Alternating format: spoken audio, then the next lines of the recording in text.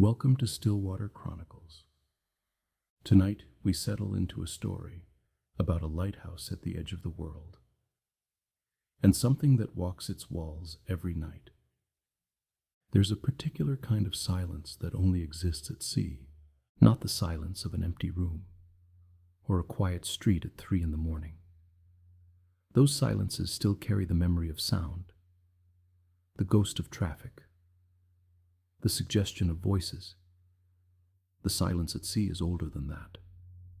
It is a silence that existed before there were ears to hear it, and it will exist long after. It does not notice you. It simply is. Cormac had learned to live inside that silence.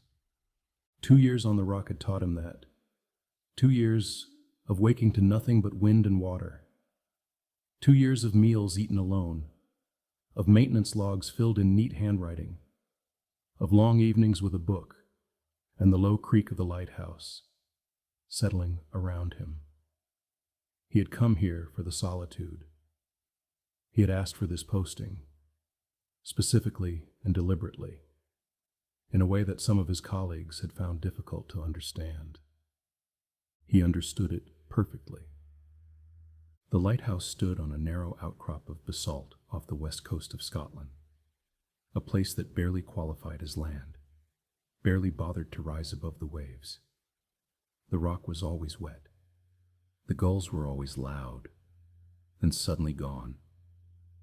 The light turned above him every night, sweeping its long arm across the black water, patient and methodical, indifferent to weather.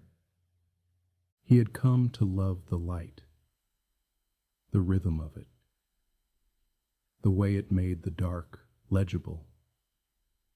He had not come to love the footprints. He found them on a Tuesday evening in October, when he was walking the perimeter path that rings the base of the lighthouse, a routine inspection he did every few days, checking for erosion, for loose bolts on the lower railings, for the slow, patient damage that seawater does to everything it touches. The path was mud and compacted gravel, and it showed marks clearly. He stopped when he saw them. Bare feet, human-shaped, the heel, the arch, the spread of toes. They moved in a single direction, anticlockwise around the base of the lighthouse, following the curve of the path exactly, as though whoever had made them knew the route well. He crouched down and studied them. The mud held detail, fresh enough that the edges hadn't crumbled. Recent. Made within the last day or two, certainly. He stood and looked around. The rock, the water, the sky going gray at the edges. Nobody. He told himself it was a visitor. A kayaker, perhaps, who had pulled up onto the rock and walked around the base. It happened occasionally. The lighthouse drew the curious. He noted it in his log. Footprints observed on perimeter path, unknown origin, and went back inside. The next morning, there were new ones. For the first week, he was methodical about it. He documented the prints. He noted the size. Large, adult. The stride consistent and even. He noted that they never deviated from the path, never approached the door, never stopped, as far as he could tell, at any single point. They simply circled. He checked the radio. He checked the Coast Guard logs for any reported activity in the area. He searched the rock as thoroughly as a man could search 2 acres of wet basalt at low tide. He found nothing. No boat, no camping equipment, no sign that anyone had stayed, or arrived, or left. Just the prints, every morning fresh. Every morning, the same anti-clockwise circuit, the same bare feet, the same even stride. On the 8th day, he installed the motion-activated floodlight. He ordered it by radio supply request, gave the weather window for the next helicopter drop, and waited. When it arrived, he fitted it himself, mounted to the lower railing on the south face, angled to catch anything.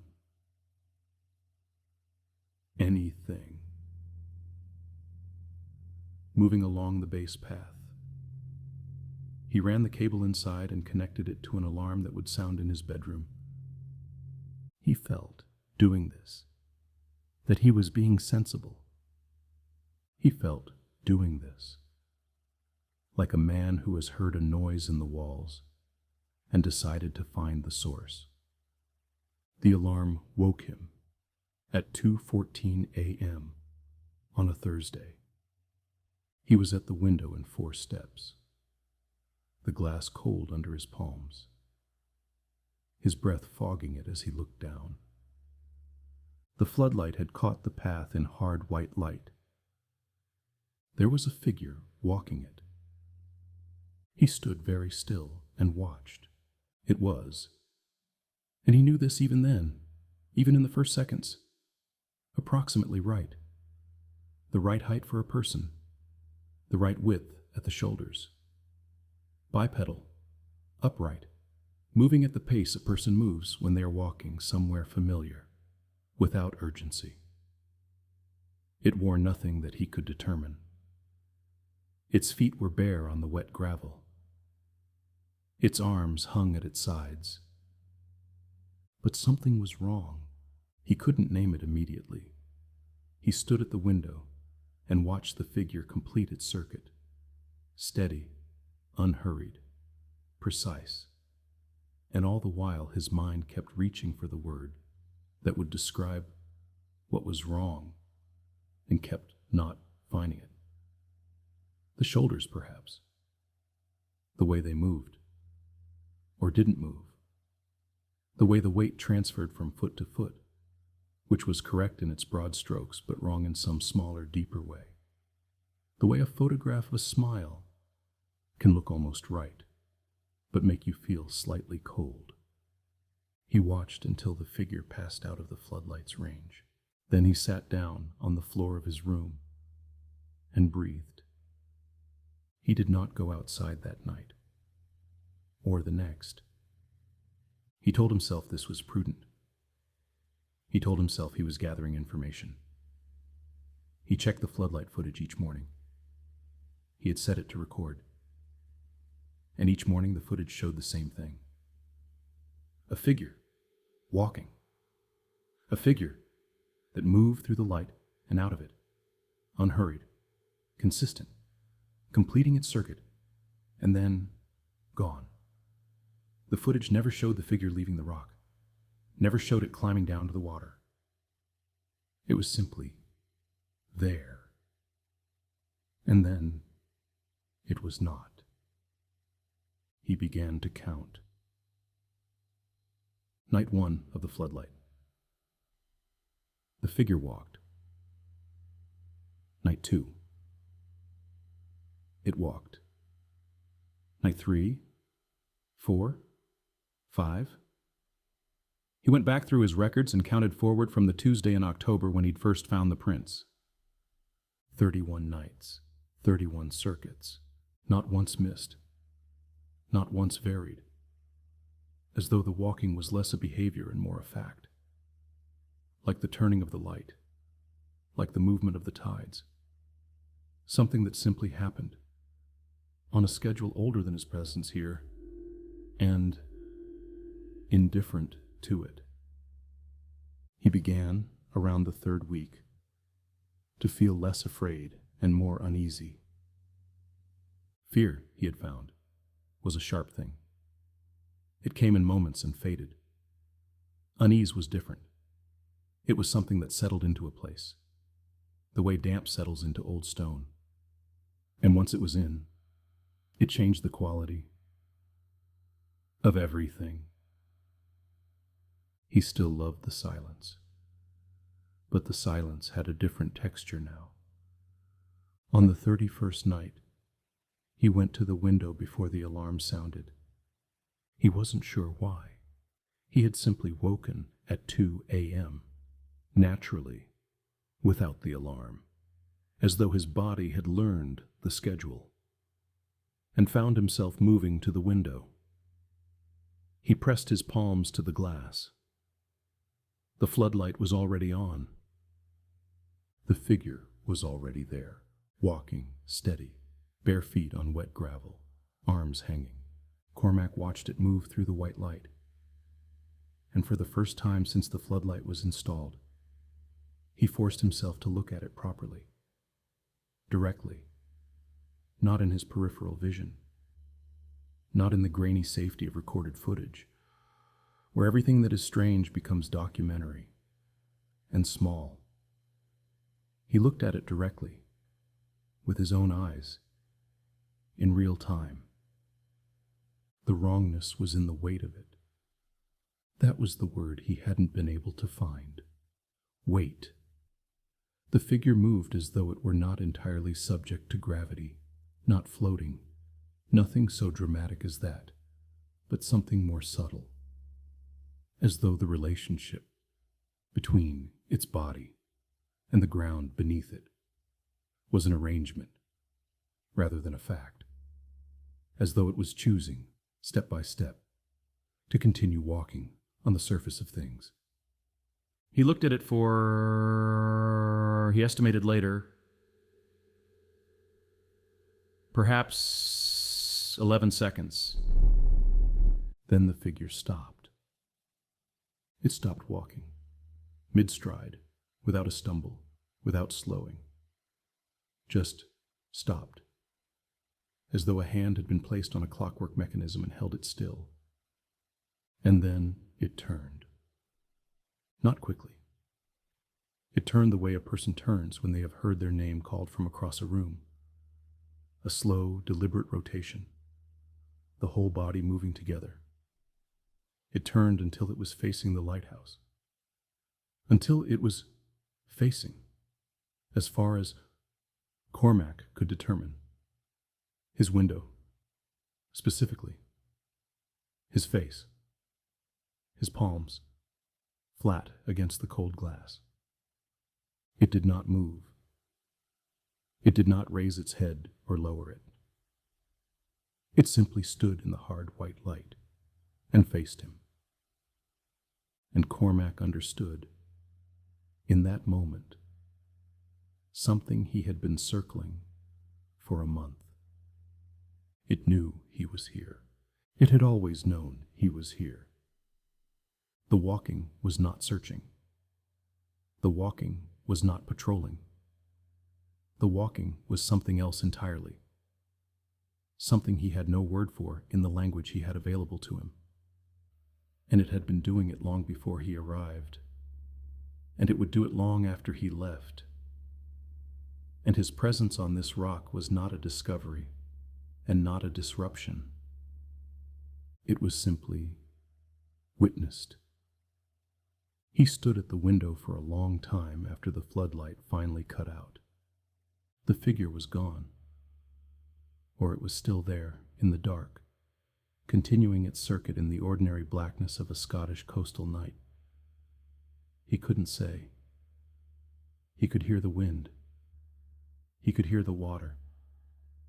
He could hear faintly the low, automatic hum of the light above him, turning, always turning. He went to his desk and opened his maintenance log.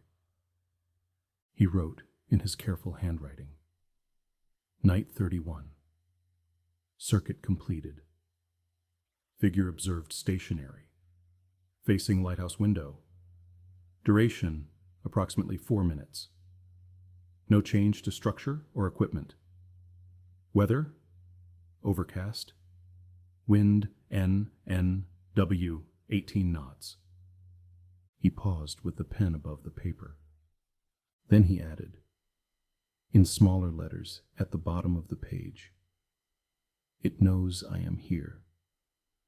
He capped the pen. He closed the log.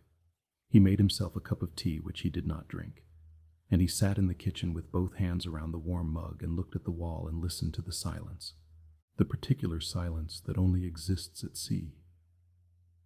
Older than ears, older than the stone he was sitting on, older, he thought now, than whatever it was that walked outside, though he could not have said why he thought that, only that some silences feel ancestral, only that some places have been witnessed for so long that the witnessing itself becomes part of the landscape.